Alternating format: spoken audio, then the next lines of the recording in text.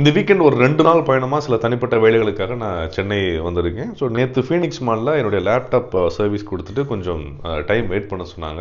அந்த டைமில் பார்த்தீங்கன்னா இப்போ எனக்கு ஒரு தேட்டரில் 2 படம் பார்க்கணும் அப்படின்னு சொல்லி பெண்டிங்கில் இருந்தது. ஒன்று வந்து காந்தாரா, இன்னொன்று வந்து பைசன். சரி, காந்தாரா கூட பெங்களூருக்கு போகும்போது ஒரு நாள் பார்த்துக்கலாம் அப்படின்னு சொல்லிட்டு பைசனுக்கு ஒரு டிக்கெட் இருந்து டக்குன்னு போனேன். இந்த பைசன் திரைப்படம் பார்த்தீங்கன்னா நல்ல ஒரு மேக்கிங்காக இருந்தது. நான் மாரி செல்வராஜ் அவருடைய பெரிய ஃபேனு. இதுக்கு முன்னாடி பெரியரு பெருமாள், கர்ணன் எல்லாமே மிஸ் பண்ணாமல் பார்த்துருக்கேன். பட் இருந்தாலும் இந்த படம் எனக்கு வந்து இந்த பரியன் பெருமாள், வாழை அந்தளவுக்கு இருந்த ஒரு திருப்தி கிடைக்கல. பட் அருமையான ஒரு மேக்கிங்கு. பசுபதி ப்ளஸ் அவர் கூடயே வந்து பார்த்தீங்கன்னா அந்த ஊர்லேயே ஒரு எதிரிமாய் ஒருத்தர் நடிச்சிருப்பாரு. இவங்களோட ஆக்டிங்லாம் ரொம்ப பிரமாதமாக இருந்தது. அண்ட் துருவ் விக்ரமும் இதுக்கு முந்தைய படம் கூட பயங்கரமாக முயற்சி பண்ணியிருக்காப்புல. ஒரு பெரிய எஃபர்ட் படத்தில் தெரியுது. பட் இருந்தாலும் பார்த்தீங்கன்னா அவருடைய அந்த நம்ம திருநெல்வேலி பாடி லாங்குவேஜ், அந்த விஷயங்கள், டைலாக் டெலிவரிலாம் அந்தளவுக்கு இன்னும் கொஞ்சம் செட் ஆகலை அப்படிங்கிற மாதிரி எனக்கு தெரிஞ்சுது.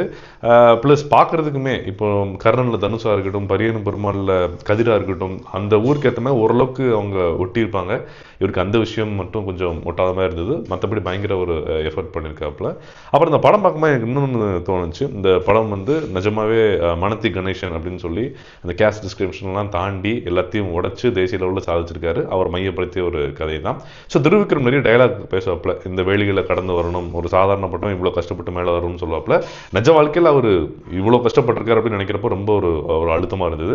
பட் துருவ் விக்ரம் அதை சொல்கிறப்போ நம்ம தான் படத்தை படமாக மட்டும் பார்க்க மாட்டோமே, கொஞ்சம் குதர்க்கமாக யோசிப்போமே. ஐயா துருவ் விக்ரம் ஐயா, உங்களுக்கு இந்த படம் ஆப்பர்ச்சுனிட்டி எப்படி கிடைச்சது அப்படின்னு நம்மளுக்கு தோணுச்சு. அதாவது என்னன்னா, ஒரு மளிகை கடைக்காரங்க அண்ணாச்சி பையன் மளிகை கடை அப்படியே கல்லால் போய் உட்கார்றதும், ஒரு ஆசிரியரோட பையன் அவருடைய இன்ஃப்ளூயன்ஸில் ஆசிரியர் ஆகிறதையும் நம்ம பார்த்துட்டு தான் இருப்போம்.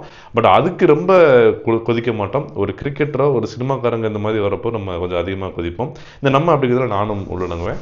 அது எதனால், அப்போ அந்த ஒரு கருத்துலாம் என்ன அப்படிங்கிறது நீங்கள் கமெண்ட் செக்ஷனில் சொன்னால் நல்லாயிருக்கும்.